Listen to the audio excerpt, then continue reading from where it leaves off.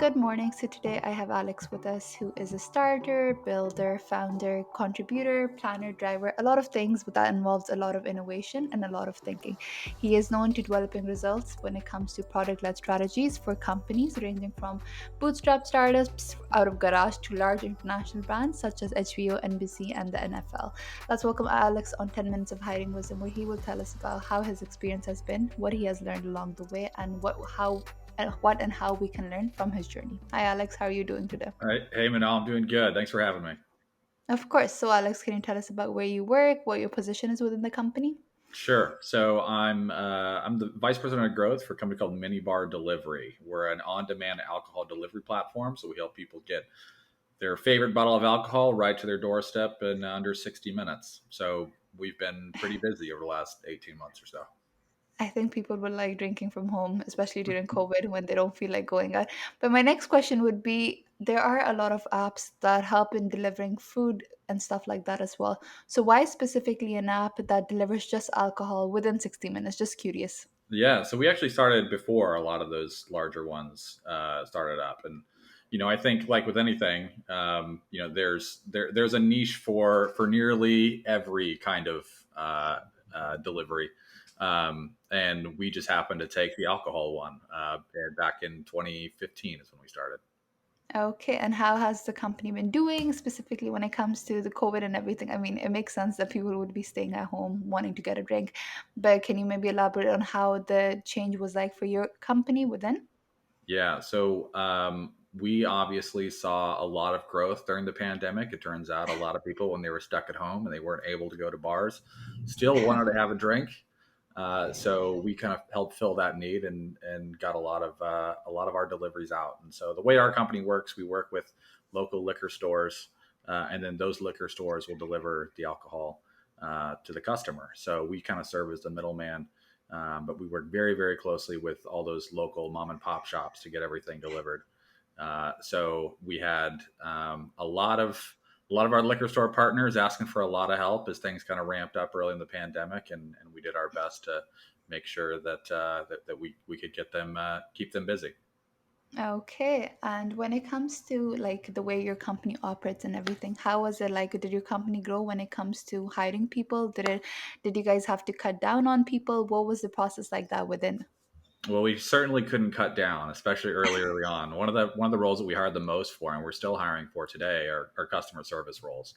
That's one of the things that really differentiates us from a lot of our competitors, is that we make a point to make sure that if there is something, if you need help, if there's something that you need, that we can put you in contact with somebody on the phone. You can actually talk to a real life human being, which I think we've all had issues with some of the larger companies, delivery companies, and you've wanted to talk to somebody, you might not be able to get them on the line, but we do that. So customer service was a role that we were hiring for quite a bit, and like I said, still hiring for it. But as a company as a whole, we generally run pretty lean. We typically, we've got about 15 full-time employees, and we've maintained that pretty much through the course of the pandemic. We've hired a few people. I think we started when I first joined right at the start of the pandemic. We were at about 12. I think we hired 3 people, and so we managed a very, very busy national company with a very lean group, and we did it. So pretty proud of the team. So when it comes to working with such a lean company and everything, do you guys wear multiple hats, or when you find that okay, we need to hire someone different that might require different skills, how do you approach that? Like, when do you think you need to hire more people? Like, when does that decision come? Yeah, so it's certainly true. Just with a lot of startups, we're really no different. The idea of wearing lots of hats definitely rings very true. And honestly, anytime we're hiring for a position, that's the first question I ask. And really try to get a sense of how adaptable is a person. Can that person, if we hire somebody as a performance marketer, could that person help with retention marketing? Is that a possibility? That's not the expectation, but is it a possibility? And so that's something we're always kind of, I always want to be very, very cognizant of is how adaptable a person is. Um, in terms of really what we look for, or when we look to hire for a full-time role, it's basically when we can't handle it anymore. So when we didn't have early on, we had a lot of retention work that we were really focused on, and we need to hire more. We need to hire help on the retention side because our hands are full. So we brought on, a retention manager. So really, it's just a matter of it's a matter of bandwidth, and that's kind of it. Okay, and would you consider your company a purpose-driven company? Because I think these days, other than employees wanting to work for a company that, of course, provides them with benefits, they're also looking for a bigger cause, a bigger purpose. So, how would you differentiate yourself, your company specifically, compared to other companies that are out there for the same cause?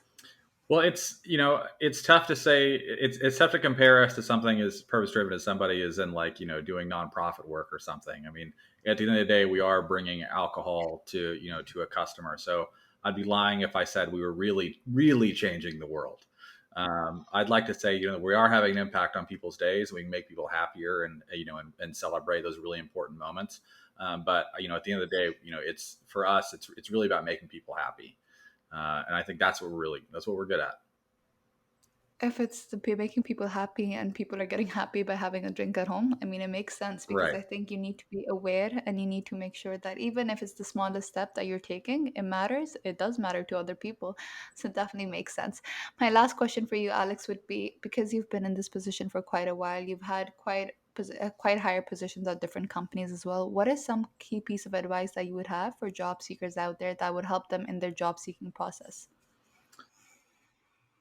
I mean, I think some of the best advice I ever got in my career, and I got it. I was fortunate to get it very early on. It really kind of shaped the way that I thought about all my roles after that. Was not to think about that next role, the very next role. It's think about the role after that, and that kind of helped to help kind of frame where you want your career to go. I think, especially coming out of college, it can be really tough to understand.